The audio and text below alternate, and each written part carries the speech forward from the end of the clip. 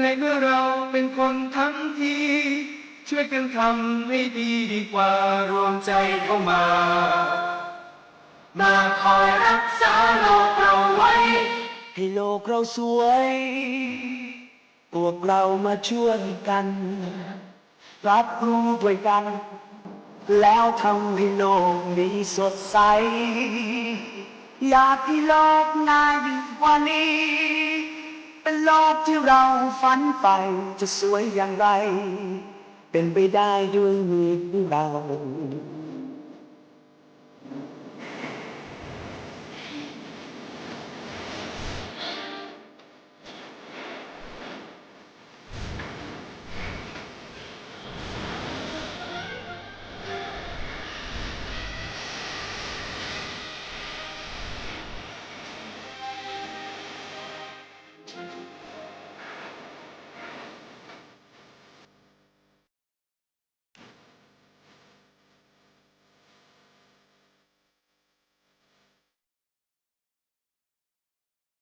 อีกไม่ช้า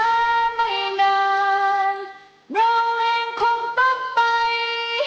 แต่มันก็ยังมีโลกใบเก่ายังต้องมีล้านคนก็มาอยู่ที่นี่แทนเราคือเด็กของเราเด็กๆที่เขาไม่เรียนสายให้โลกเราสวยพวกเรามาช่วยกันรับรู้ด้วยกันแล้วทำให้โลกนี้สดใสอยากให้โลกน่าอยู่กว่านี้เป็นโลกที่เราฝันใฝ่จะสวยอย่างไรเป็นไปได้ด้วยมือของเราอยู่ที่มือของเราที่จะทำโลกให้เราร้ายอย่างไรอยู่ที่มือของเราที่จะทำโลกให้สดใส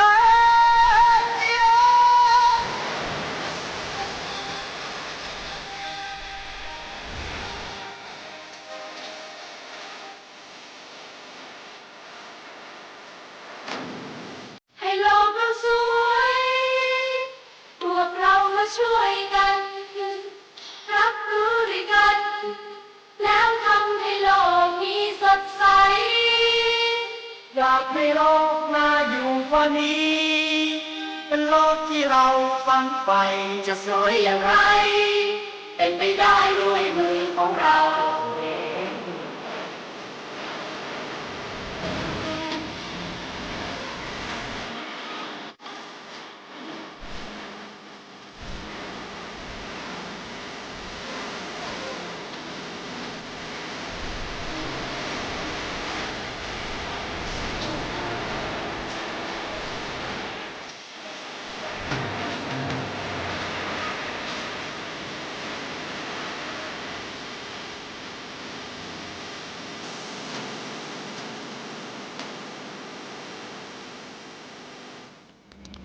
สวัสดีครับผู้ฟังทุกท่านครับพบกับรายการรักสิ่งแวดล้อมทางสวทแพร่ FM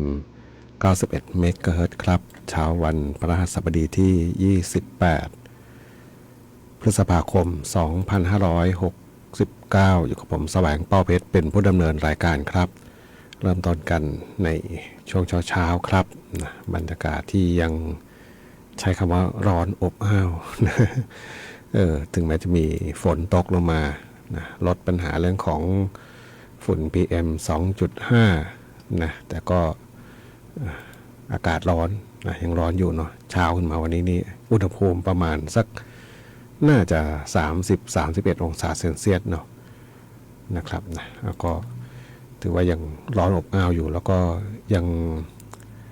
มีการเตือนเนาะประกาศเตือนเรื่องของฝนตกหนักถึงหนักมากเริ่มตั้งแต่วันนี้แหละเนาะ28 พฤษภาไปจนถึง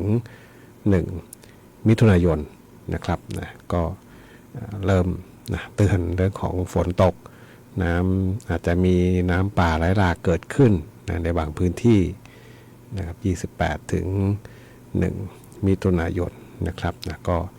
ติดตามนิดนึงเนาะเดี๋ยวนี้ง่ายและสะดวกสบายนะมีเรดาร์อากาศมีเว็บไซต์นะที่จะสามารถตรวจเช็คได้ค่อนข้างที่จะ ใกล้เคียงนะใช้คำว่าแม่นยำได้ใกล้เคียงเลยแหละเนาะนะครับอาจจะมีผิดพลาดบ้างนะเพราะเป็นการประมวลผลแล้วก็คาดการณ์นะทิศทางลมทิศทางก้อนเมฆต่างๆนะเรดาร์อากาศที่เขาตรวจจับได้เนี่ยนะก็ถือว่าค่อนข้างแม่นยำเนาะก็ติดตามนิดนึงเนาะเรื่องของสภาพอากาศทางบ้านเราแต่ว่าถามว่าปกติไหมฤดูฝนนะมันก็ปกติแล้วนะเริ่มต้นฤดูฝนก็ต้องมีฝนตกลงมาเนาะมีฝนตกมีเรื่องของความชุ่มชื้นเข้ามานะก็ทำให้ชีวิตนะมีทั้งเกิดมีทั้งดับไปเนาะนะครับเกิดใหม่มาเจริญงอกงามนะฝนฟ้ามานะพืชพันธุ์ธัญญาหารต่างๆก็เริ่มที่จะอุดมสมบูรณ์ขึ้นนะครับนะมีฤดูกาลเดียวที่น่าจะไม่เป็นที่ประสงค์เลยนะฤดูร้อน นอกจากนี้ก็ไม่เท่าไหร่เนาะฝนมาก็ถือว่าความชุ่มชื้นความเย็นก็มานะถ้าเป็นฤดูหนาวนี่บางคนบอกอยากให้หนาวนานๆได้ซ้ำไปเนาะวันนี้พบกันเช่นเคยครับกับช่วงเวลาของรายการรักสิ่งแวดล้อมท่านผู้ฟังที่ติดตามรับฟังอยู่ครับอยากจะฟังเพลงบทเพลงเพื่อชีวิตก็สามารถที่จะแนะนำได้ครับทางโทรศัพท์0545235516ครับนะแฟนเพจก็พิมพ์คอมเมนต์ไว้ได้ครับกับช่วงเวลาของรายการรักสิ่งแวดล้อมครับ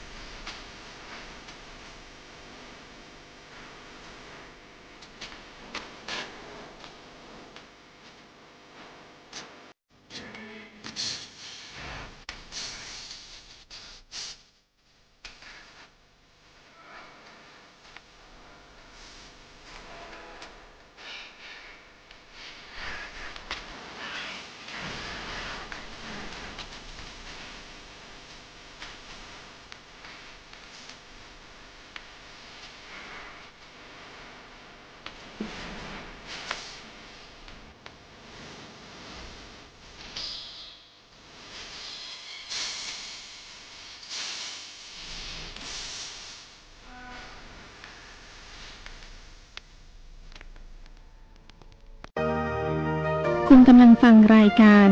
รักสิ่งแวดล้อมพบกันทุกวันจันทร์ถึงวันศุกร์เวลา 9:10 นาทีถึง 10 นาฬิกาทางสถานีวิทยุกระจายเสียงแห่งประเทศไทยจังหวัดแพร่โลกเราสวยพวกเรามาช่วยกันรับรู้ด้วยกันแล้วทำให้โลกนี้สดใสอยากให้โลกนั้น ฝันใฝ่จะสวยอย่างไรเป็นไปได้ด้วยมือของเรา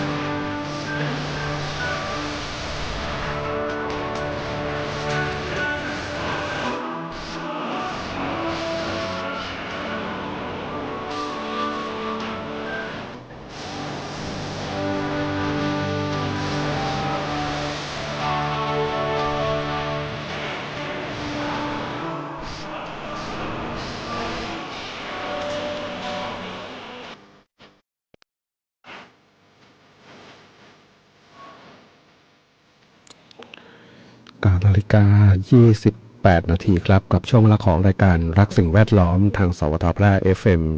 91 เมกะเฮิรตซ์ครับวันพฤหัสบดีที่ 28 พฤษภาคม 2569 ครับเปิดเทอมกันมาศุกร์นี้ก็พอสัปดาห์เนาะนะครับของโรงเรียนนะผู้ปกครอง โรงเรียนเปิดเทอมนี่คือบางคนก็ดีใจเนาะเด็กไปโรงเรียนละ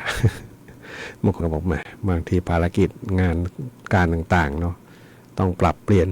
นะโหมดเวลาใหม่หมดเลยเนาะตื่นเช้านะเร่งรีบบางคนนี้ต้องปลุกแล้วปลุกอีกเนาะ ลูกหลานจะไปโรงเรียน ช่วงนี้โรงเรียนเปิดเทอมนะเปิดเทอมใหม่นะประมาณเฉพาะสัปดาห์ละแล้วก็ถนนหนทางต่างๆนะก็ยังติดขัดกันอยู่นะทุกวันนี้จะเดินทางจะกลับนี่ต้องวางแผนกันนิดหนึ่งเนาะใช้เรื่องเวลา แต่ยังดีนิดนึงเนาะเส้นทางจากสูงเม่นมาทางเมืองแพร่เนี่ยตอนนี้เขาเริ่มเปิดผิวจราจรได้เรียกว่ากว้างขึ้นเลยเนาะนะครับกว้างขึ้นแล้วนะหลังจากการวางคานวางทำต่อหม้อถนนรถไฟเนาะนะครับทางรถไฟข้ามถนนรถยนต์นะเรียกว่าทำให้รถติดขัดกันมาระยะหนึ่งเลยเนาะนะครับเพราะเส้นจราจรเนี่ยจะบีบจาก2 กว่านะ2 ครึ่งเนาะ2 ช่องครึ่งลงมาเหลือประมาณช่องจราจรเดียวเนาะนะครับตอนนี้ก็เริ่มนะเปิดกว้างขึ้นแล้วนะขาล่องเนี่ยสบายแล้วขาขึ้นเนี่ยก็ยังมีบ้างนะมีสิ่งกีดขวางบ้างก็ระมัดระวังนิดนึงเนาะถนนหนทางก็อาจจะยังมีชำรุดอยู่บ้างนะสำหรับในโซนตรงนั้นเนาะก็ใช้ความระมัดระวังกันเป็นพิเศษนิดหนึ่งคนที่ขับขี่ผ่านเส้นทางที่มีการก่อสร้างอยู่นะครับส่วนตรงถนนพญาพลนี่นะก็นะขาที่จะเลี้ยวซ้ายมาทางอำเภอรองนะตอนนี้ก็ปิดบางส่วนอยู่นะแล้วก็ให้วิ่งเส้นทางแคบๆอยู่ทางเดียวเนาะส่วนขาล่องนะก็ยังถือได้ว่ายังคือไม่เสร็จทั้งขึ้นทั้งล่อง เนาะมาดูวางแผนทำงานยังไงเนาะไม่เสร็จทั้งขึ้นทั้งล่องแล้วก็ไปแออัดกันอยู่ตรงไฟเขียวไฟแดงนะครับนะพอโรงเรียนเปิดเทอมเนี่ยเห็นผลชัดเลยนะติดกันยาวเหยียดเลยล่ะนะครับนะแทนที่จะเป็นทางเลี่ยงเมืองที่สะดวกสบายไม่ใช่แล้ว นะครับนะมาทางเส้นประปานี่ก็ติดกันระนาดเลยเนาะตอนเย็นเนี่ยนะครับก็ใช้เวลาใครที่อาจจะไม่เร่งรีบเนาะก็อาจจะปรับเปลี่ยนเวลานิดนึงเนาะเลยไปเย็นหน่อยนึงเนาะนะครับ5 โมงครึ่งไปแล้วนะก็จะโล่งหน่อยหนึ่งถนนเนาะถ้าใครออกไปสัก4 โมงครึ่งเนี่ยบางทีไม่ต่างกันเลยกับช่วงออกไป5 โมงครึ่ง รถไปติดอยู่ก็ระมัดระวังนิดนึงเนาะบางทีรถติดก็ทำให้การขับขี่โดยเฉพาะพอมีฝนฟ้ามาเนี่ยนะการเร่งรีบมันจะตามมาด้วยเนาะแล้วก็อาจจะทำให้เสี่ยงกับการเกิดอุบัติเหตุนะครับนะก็ต้องใช้ความระมัดระวังกันนะครับไปฟังเพลงกันต่อครับกับช่วงเวลาของรายการรักสิ่งแวดล้อมทางสวทแพร่ FM 91 เมกะเฮิรตซ์ครับ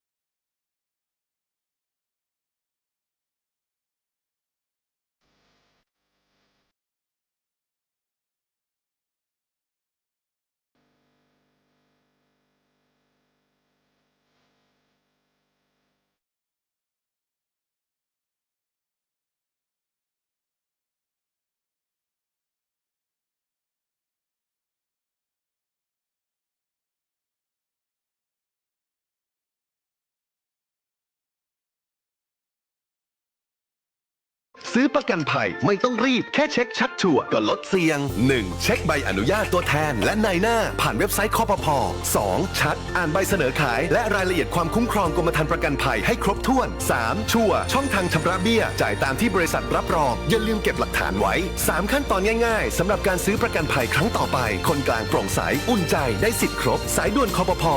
1186 Line Official @OIC Connect คปภคุ้มครองผู้ทำประกันภัยคุ้มครองคุณ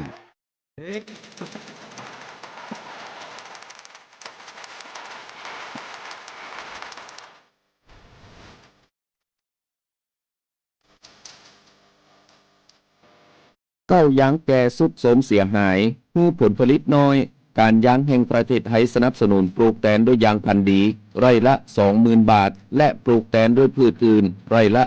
12,000 บาท แค่เป็นเกษตรกรตีขึ้นทะเบียนกับกยท.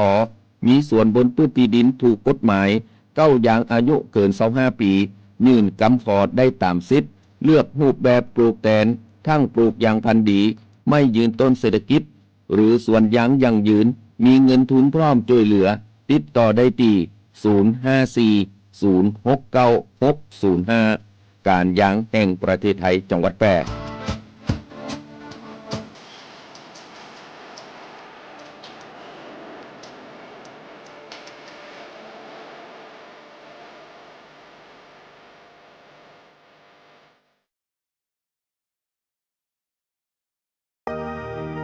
คุณกำลังฟังรายการรักสิ่งแวดล้อม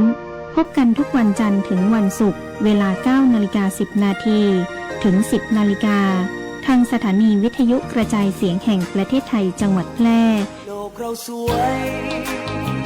พวกเรามาช่วยกัน รับรู้ด้วยกัน แล้วทำให้โลกนี้สดใส อยากให้โลกน่าอยู่กว่านี้ เป็นโลกที่เราฝันใฝ่จะสวยอย่างไร เป็นไปได้ด้วยมือของเรา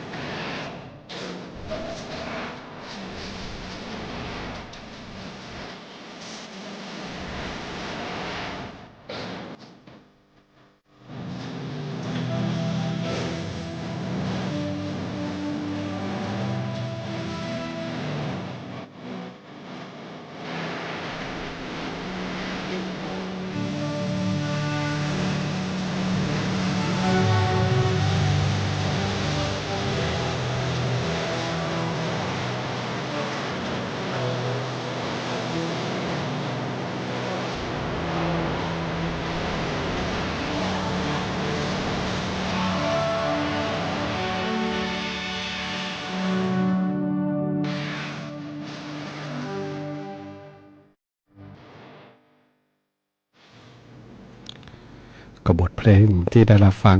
จบลงไปครับนะขอบคุณผู้ฟังที่ติดตามรับฟังนานๆจะได้มีโอกาสโทรศัพท์เข้ามาแล้วก็บอกว่าฝากเรื่องของการขับขี่รถนะช่วงติดไฟเขียวไฟแดงติดไฟแดงแล้วกันเนาะติดไฟแดงไฟเขียวไปได้ใช่ไหมนะ แต่ว่าพอติดไฟแดงนะเขาบอกมักจะเล่นโทรศัพท์กันแล้วก็ก้มหน้าก้มตาจนเลยไปกี่วิเท่าไหร่40 กว่าวิรถยังไม่เคลื่อนตัวเลยถามว่าจริงไหมจริงเยอะด้วย อันนี้แหละนะแล้วเป็นปัญหากันนะเพราะว่ารถคันอื่นก็ไปยังไปไม่ได้นะตามท้ายกันไปได้3 คัน 4 คันนะแทนที่ไฟเขียว1 ครั้งจะได้รถเคลื่อนตัวได้มากขึ้นนะครับอันนี้นี่ปัญหาใหญ่แหละนะสำหรับการใช้เครื่องไม้เครื่องมือเทคโนโลยีต่างๆนะบางครั้งมันก็เป็นเครื่องอำนวยความสะดวกบางครั้งก็ไม่ใช่เครื่องอำนวยความสะดวกเลยเนาะกลายเป็นปัญหานะแล้วก็หลายๆครั้งก็เสี่ยงกับการเกิดอุบัติเหตุด้วยนะครับนะบางคนขับขี่รถเนี่ยนะลองสังเกตเถอะถ้าห่างรถคันหน้ามากๆนะระยะห่างทิ้งระยะห่างมากแล้วก็มันคือรถมันไม่นิ่งมันไม่ตรงไปนะมันไม่ตรงขนานไปกับเส้นขาวหรือว่ามันดูเป๋ไปเป๋บ้างลองดูดีๆคนกลุ่มเหล่านี้มักจะดูโทรศัพท์นะมักจะดูจอไม่แน่ใจว่าดัดแปลงเป็นทีวีไหมหรือว่าอะไรยังไงเนาะนะเพราะมันมีอุปกรณ์ดัดแปลงให้เป็นทีวีได้นะดู YouTube ได้นะครับบางทีใช้จนเกินเหตุเนาะนะครับก็จะทำให้เกิดปัญหาได้เหมือนกันเนาะเสี่ยงกับการเกิดอุบัติเหตุนะครับแล้วก็มันสอดคล้องเมื่อวานนี้ผมเห็นเป็นน่าจะเป็นเพจนะเพจหรือเว็บหรือว่า Facebook ส่วนตัวเขาไม่แน่ใจนะ GNN Tech นะมีบางท่านแชร์มาข้อมูลเนี่ยนะแล้วก็เห็นตัวเองก็มีนะเรื่องของการใช้เทคโนโลยีเหล่านี้นะครับนะแต่ว่าคนนี้ก็เขียนมันเขาแปลไว้นะบอกผู้คนกำลังเสียชีวิตเพราะการออกแบบที่โง่เขลานะครับหน้าจอสัมผัสไม่ควรอยู่ในรถยนต์เพราะมันทำให้คุณต้องมองไปที่หน้าจอแทนที่จะโฟกัสบนถนนนะครับนี่เรื่องจริงเนาะนะครับเทคโนโลยีต่างๆที่ใช้ในรถยนต์ทุกวันนี้นะก็มีความเห็นของผู้เชี่ยวชาญด้านวิเคราะห์รถยนต์นะบางท่านก็เคยพูดบอกทุกวันนี้เทคโนโลยีต่างๆที่อัดแน่นลงมาบนรถยนต์เลยนะมันเกินความจำเป็นไปมากเลยเนาะเกินความจำเป็นไปมากแล้วก็บางอย่างก็เป็นภาระในอนาคตด้วยเนาะเป็นภาระที่ต้องบำรุงรักษานะครับบางคน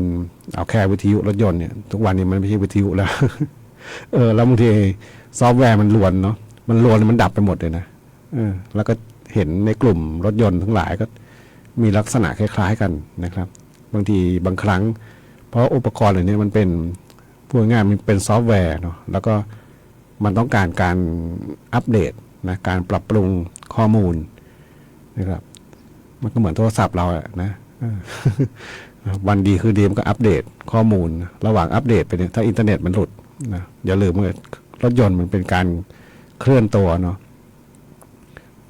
รถยนต์ทุกคันที่ขับขี่อยู่เนี่ยนะมันไม่นิ่งนะมันไปเรื่อยๆแล้วก็บางทีอินเทอร์เน็ตมันอ่อนลงความเร็วช้าลงนะหรือว่าหายไปเนี่ยนะมันติดมันขัดเจ้าซอฟต์แวร์ตัวนี้มันมาไม่ครบถ้วนนะมันก็ล้วนนะบางคนบอกแฮงก์นั่นแหละ คือมันเป็นระบบที่ไม่ควรจะมีบางอย่างนะขับขี่รถก็มีเพียงแค่ถ้าความจำเป็นจริงๆนะครับแผนที่เนี่ยนะจำเป็นเนาะวิทยุเปิดฟังเพลงนะหรือว่าเปิดอะไรนะเป็นพวกเพลงบนเมมโมรี่บนแฟลชไดรฟ์ยังจำเป็นอยู่นะเพื่อความบันเทิง ส่วนบางอย่างเกินไม่หมดนะอันนี้เล่าให้ฟังเนาะนะครับว่าส่วนใหญ่ทุกวันนี้นะเราใช้เทคโนโลยีเหล่านี้นะเกินความจำเป็นแล้วก็โดยเฉพาะอย่างยิ่งบนถนนหนทางเนี่ยมันเสี่ยงกับการเกิดอุบัติเหตุนะครับนะก็พ่วงต่อไปเนาะเพราะท่านผู้ฟังก็คอมเมนต์เรื่องนี้ นะถนนบ้านเราก็ยังนะติดขัดกันอยู่ยาวเหยียดหมดเนาะก็ ก็ได้แต่บ่น ไปฟังเพลงกันต่อครับกับช่วงเวลาของรายการรักสิ่งแวดล้อมครับ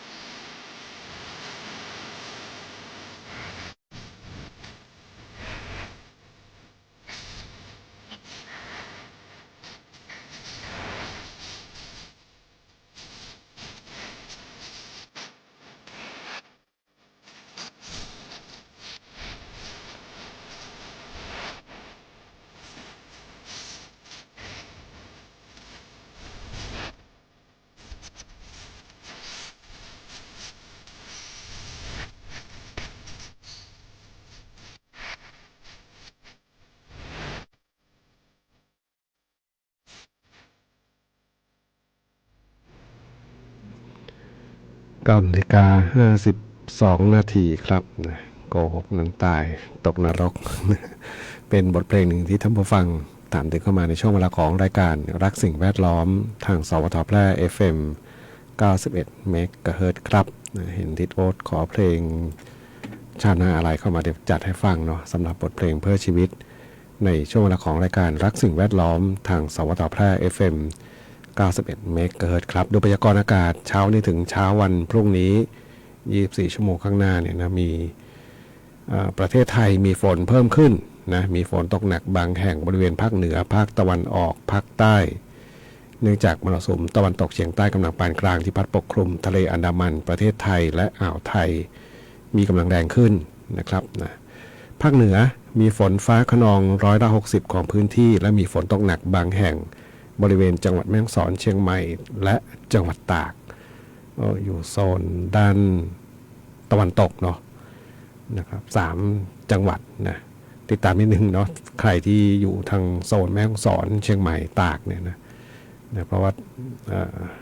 พื้นที่ฝนตกหนักไปอยู่โซนนู้นแล้วก็ในต้นฤดูฝนแบบนี้นะมันมักจะมีโดยเฉพาะทางแม่ฮ่องสอนเนาะมักจะมีน้ำป่าเกิดขึ้นเพราะเป็นพื้นที่ที่มีภูเขาเยอะแล้วก็พอฝนตกหนักเนี่ยมันก็จะมักจะมีน้ำป่านะสร้างความเสียหายเกิดขึ้นนะส่วนบ้านเรานี่มักจะช่วงต้นฤดูฝนก็มีบ้างแหละเนาะเท่าที่ผมเห็นFacebook เตือนขึ้นมานะไม่ใช่ Facebook สินะเป็นผู้สื่อข่าวของเมืองแพร่นี่นะเขานำภาพในอดีตมาโพสต์20 ปีแล้วนะไวมาก ช่อยแฮป่าแดงนะที่มีเหตุน้ำป่าไหลลงมาเนาะล่ำหมดยังจำได้ว่ามีการจัดรายการพิเศษมีกิจกรรมต่างๆที่จัดขึ้นเนี่ยนะครับน้ำป่าแป๊บเดียวนี่20 ปีน้ำเหมือนกับเพิ่งเกิดเมื่อไม่นานนี่นะเขาเอามาโพสต์แล้วก็มันตรงกับครบ20 ปีพอดีเนาะช่วงวันที่เท่าไหร่20วันที่23 พฤษภานี่แหละนะ23 พฤษภานับถอยหลังไป20 ปีก็มีเหตุเกิดขึ้นที่เมืองแพร่เราเนาะนะครับมี3จุด3ที่นะเมืองแพร่นี่2ที่ก็คือที่อำเภอวังชิ้นที่ทางช่อแฮป่าแดงนะแล้วก็อีกที่หนึ่งนี่เป็นของจังหวัดเพชรบูรณ์เนาะช่วงราวระยะเวลาเดียวกันเนี่ยนะที่จังหวัดเพชรบูรณ์นะที่เจอฝนตกหนักแล้วก็มีน้ำป่าดินสไลด์ลงมานะครับนะก็ลักษณะที่เกิดขึ้นก็คล้ายๆกันนะมีความเสียหายค่อนข้างมากนะครับนี่ครบเท่าไหร่20 ปีเนาะแป๊บเดียวเองเนาะวันนี้รายการรักสิ่งแวดล้อมทางสวทแพร่ FM 91 เมกะเฮิรตซ์มาถึงช่วงท้ายรายการครับวันนี้คงต้องนำรายการท่านผู้ฟังก่อนพบกันใหม่ในวันพรุ่งนี้ขอความสุขความโชคดีจงมีแด่คุณผู้ฟังทุกท่านสวัสดีครับ